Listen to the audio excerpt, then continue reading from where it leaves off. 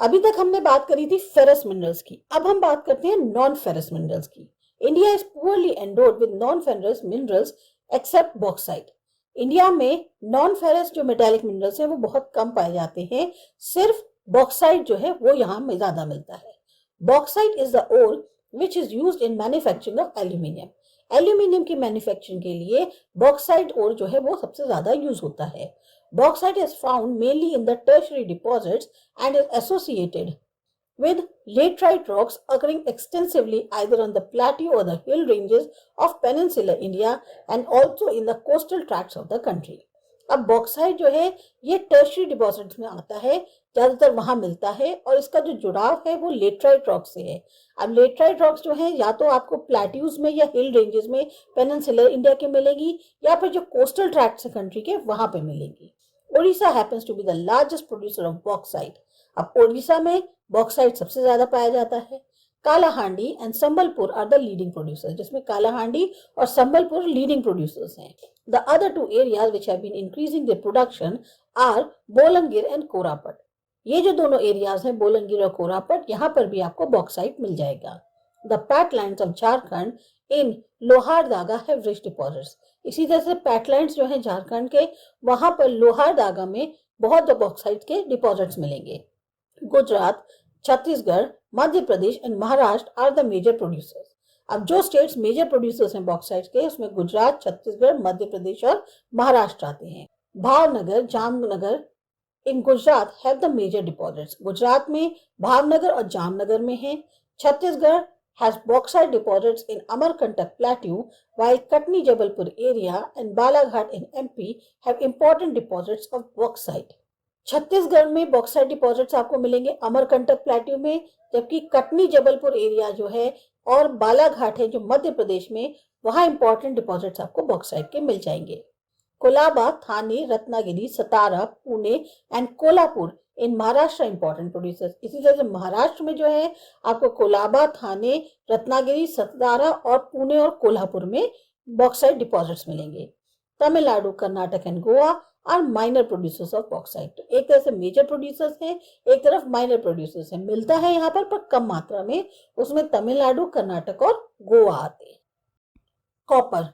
Copper is an indispensable metal in electrical industry for making wires, electric motors, transformers and generators. अब copper जो है उसका इस्तेमाल बहुत ज्यादा होता है, बहुत अहम मेटल माना गया है इलेक्ट्रिकल इंडस्ट्रीज के लिए, क्योंकि चाहे वायर्स हो, इलेक्ट्रिक मोटर्स हो, ट्रांसफॉर्मर्स हो, जनरेटर्स हो, इन सब में जो है कॉपर की जरूरत होती है। It is alloyable, malleable and ductile. जो कॉपर की कैरेक्टरिस्टिक्स हैं उसमें वो एलॉयबल है यानी मिक्स हो सकता है, मिलिएबल है यानी कि फ्लेक्सिबल है, और डक्टाइल है यानी उसको थिन वायर्स में शेप दी जा सकती है। It is also mixed with gold to provide strength to the jewellery. इसीलिए इसको जो है गोल्ड के साथ भी मिक्स किया जाता है ताकि जो ज्वेलरी बनती है उसको थोड़ी सी मजबूती मिले। The copper deposits mainly occur in Singhbhum districts in Jharkhand, Balaghat districts in Madhya Pradesh and Junjunu and Alawar districts in Rajasthan। अब कॉपर डिपॉजिट्स आपको ज्यादातर मिलेंगे सिंघभूम डिस्ट्रिक्ट में झारखंड के अंदर, बालाघाट डिस्ट्रिक्ट में मध्य प्रदेश में और झुंझुनू और अलावर में राजस्थान के अंदर। Minor producers of copper are Agnigundala in Guntur district Andhra Pradesh, Chitradurga and Hassan district Karnataka and south Arcot district Tamil Nadu. ये माइनर प्रोड्यूसर्स हैं कॉपर के। फिर है non metallic minerals. Among the non metallic minerals produced in India, mica is the important one. अब जो non metallic minerals India में मिलते हैं उसमें माइका सबसे ज्यादा महत्वपूर्ण है। The other minerals extracted for local consumption are limestone, dolomite and phosphate. और जो मिनरल्स मिलते हैं जिनको हम लोकल कंजम्पशन के लिए यूज करते हैं वो है लाइमस्टोन, डोलोमाइट और फॉस्फेट। पहले आती है mica. Mica is mainly used in the electrical and electronic industries. Mica का सबसे ज्यादा इस्तेमाल जो है इलेक्ट्रिकल या इलेक्ट्रॉनिक इंडस्ट्रीज में किया जाता है।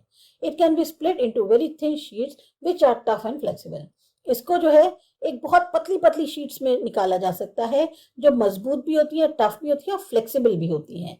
Mica in India is produced in Jharkhand, Andhra Pradesh and Rajasthan, followed by Tamil Nadu, West Bengal and Madhya Pradesh. Mica सबसे पहले जो सबसे ज्यादा है वो झारखंड, आंध्र प्रदेश और राजस्थान में है। उसके साथ साथ आपको तमिलनाडु, वेस्ट बंगाल और मध्य प्रदेश में भी मिल जाएगी। In Jharkhand, high quality mica is obtained in a belt extending over a distance of about 150 km in length and about 22 km in width in Lower Hazaribagh Plateau. Jharkhand में जो सबसे हाई क्वालिटी की माइका है वो आपको एक belt है जिसमें लगभग 150 किलोमीटर इन लेंथ और 22 किलोमीटर विड्थ में है, लोअर हजारीबाग प्लेटू में वहां मिलेगी। In Andhra Pradesh, Nellore district produces the best quality mica. Andhra Pradesh में नेल्लोर डिस्ट्रिक्ट में सबसे बेस्ट क्वालिटी की माइका मिलेगी। In Rajasthan, mica belt extends for about 320 kilometres from Jaipur to Bhilwara and around Udaipur. इसी तरह से राजस्थान में जो माइका की बेल्ट है वो 320 किलोमीटर में है, यानी जयपुर से भीलवाड़ा और उदयपुर के आसपास। Mica deposits also occur in Mysore and Hassan districts of Karnataka, Coimbatore, Tiruchirappalli, Madurai and Kanyakumari in Tamil Nadu, Alleppey in Kerala, Ratnagiri in Maharashtra, Purulia and Bankura in West Bengal। अब mica deposits आपको जहां जहां और पाए जाते हैं उनमें जो स्टेट्स हैं वो कर्नाटक है जिसमें मैसूर और हासन डिस्ट्रिक्ट में मिलेंगे। आपका फिर तमिलनाडु में जो है कोयम्बटूर, तिरुचिरापल्ली, मदुरई और कन्याकुमारी के अंदर है। केरला में आपको एलेपी में मिलेंगे, महाराष्ट्र में रत्नागिरी में और वेस्ट बंगाल में पुरुलिया और बंकुरा में जो है आपको माइका के डिपॉजिट्स मिलेंगे। Energy resources. Mineral fuels are essential for the generation of power required by agriculture, industry, transport and other sectors of economy। अब मिनरल फ्यूल्स जो हैं वो बहुत ज्यादा जरूरी हैं पावर जनरेशन के लिए। इनकी जरूरत जो है एग्रीकल्चर में भी पड़ती है, इंडस्ट्रीज के लिए भी चाहिए, ट्रांसपोर्ट और जो सेक्टर्स इकोनॉमी के लिए उसमें एनर्जी रिसोर्सेज की जरूरत पड़ती है, यानी मिनरल फ्यूल्स की। Mineral fuels like coal, petroleum and natural gas, nuclear energy minerals are the conventional sources of energy. अब जो मिनरल फ्यूल्स हैं जैसे कि कोल, पेट्रोलियम या नेचुरल गैस जिनको हम फोसिल फ्यूल्स भी कहते हैं, या न्यूक्लियर एनर्जी मिनरल्स हैं, ये सबसे ज्यादा कन्वेंशनल सोर्सेज माने जाते हैं एनर्जी के। These conventional sources are exhaustible sources।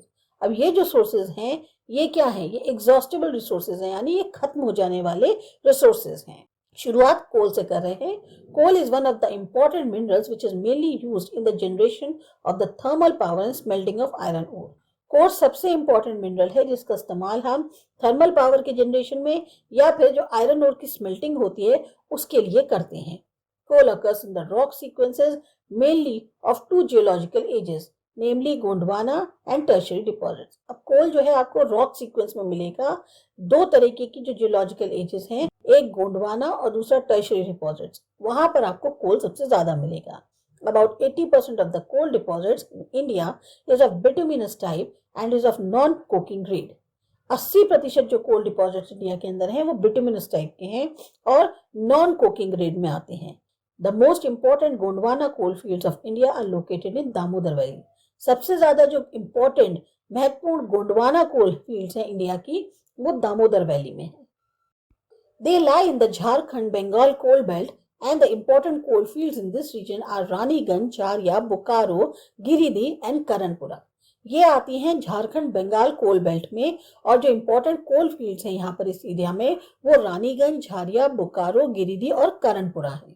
Jharia is the largest coal field followed by Raniganj. सबसे बड़ी जो कोल फील्ड है वो झारिया है, उसके बाद आती है Raniganj. The other river valleys associated with coal are Godavari, Mahanadi and Son. इसके अलावा जो रिवर वैलीज जुड़ी हुई है कोल से वो गोदावरी, महानदी और सोन है।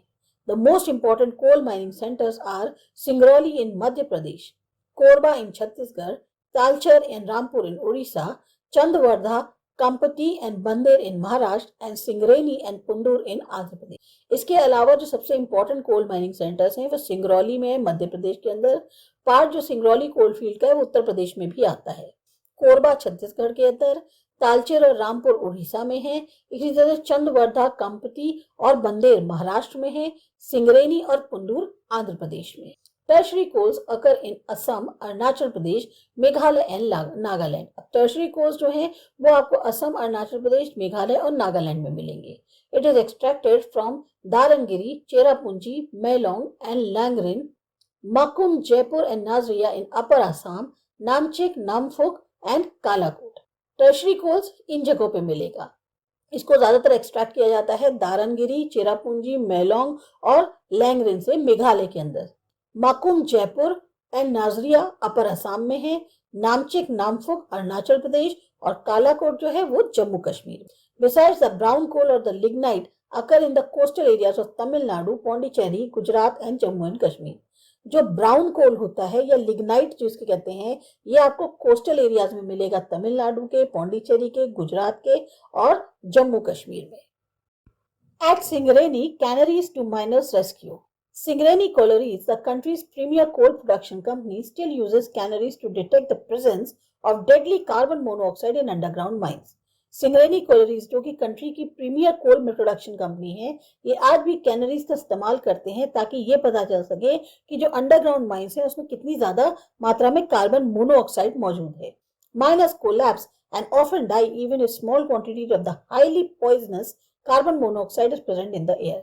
जो माइनस होते हैं उन ज्यादातर वो फेंट हो जाते हैं या मर जाते हैं अगर जरा सी भी मात्रा में जितनी हाईली पॉइजनस कार्बन मोनोऑक्साइड मौजूद होती है.